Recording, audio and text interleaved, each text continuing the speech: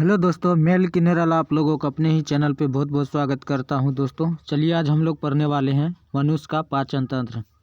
तो देखिए क्या कहता है, मनुष्य तथा सभी उच्च श्रेणी के जंतुओं में भोजन के पाचन के विशेष अंग होते हैं जो आहार नाल कहलाता है।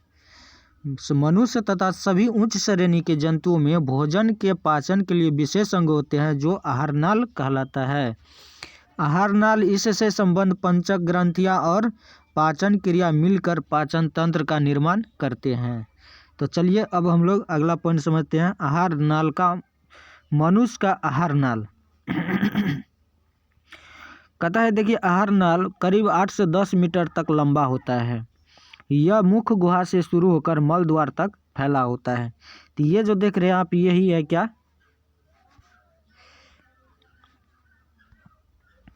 ये जो आप देख रहे हैं यही है आहार नाल। ठीक है, जो देखिए यहाँ पे यही है आहार नाल।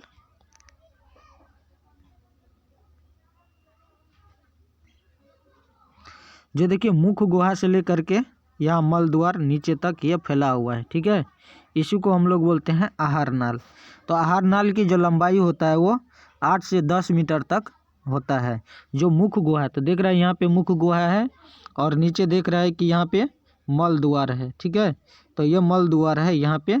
तो ये मनुष्य का कहते आहार नाल जो है करीब 8 से 10 मीटर तक लंबा होता है और ये मुख्य गुहा से लेके मल द्वार तक फैला होता है। चलिए आगे हम लोग बात करते हैं मुख्य गुहा के बारे में। ठीक है, तो देखिए मुख्य गुहा के बारे में तो हम लोग जान लेते हैं। मुख्य गुहा कहता है, मुख्य गुहा आहार नाल का पहला भाग है। यह ऊपरी तथा निचली जबड़े से घिरी होती है ना। आहार नाल का यहाँ देख लीजिए, जैसे ये आहार नाल है तो आहार नाल का जो पहला भाग होता है वो मुख्य गुहा होता है। ठीक है, आहार नाल मुख्य गुहा से ही शुरू होता है। तो आहार नाल का जो पहला भाग होता है वो मुख्य गुहा होता है ना। यही लिखा है यहाँ पे।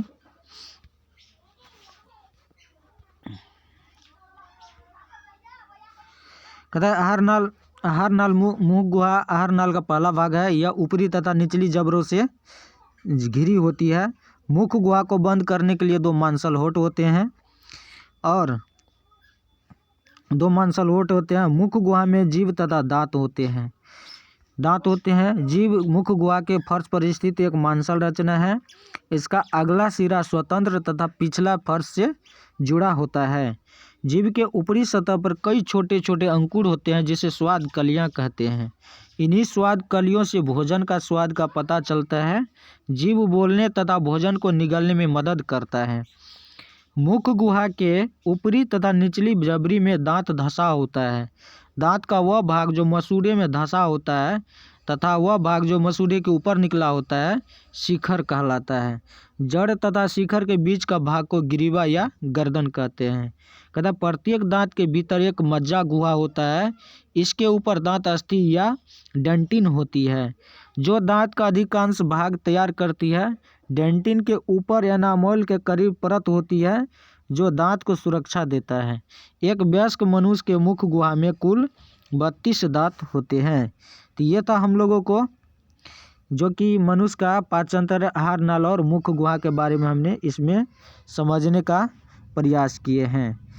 तो जैसे यहाँ पर आप लोग फिगर में देख लीजिए, जैसे ये जीभ हो गया है ना, ये देखिए इसका ये होठ हो गया जो मांसल होठ, ये हो गया होठ और ये दांत हो गया है ना। इस जीभ पे छोटे छोटे जो अंकुर होते हैं जिसको स्वाद कली या स्वाद ग्रंथि कहते हैं है ना। इसी ग्रंथि के कारण हम लोगों को भोजन का स्वाद को पता लगा पाते हैं। एक वयस्क मनुष्य के मुंह में 32 दांत होते हैं।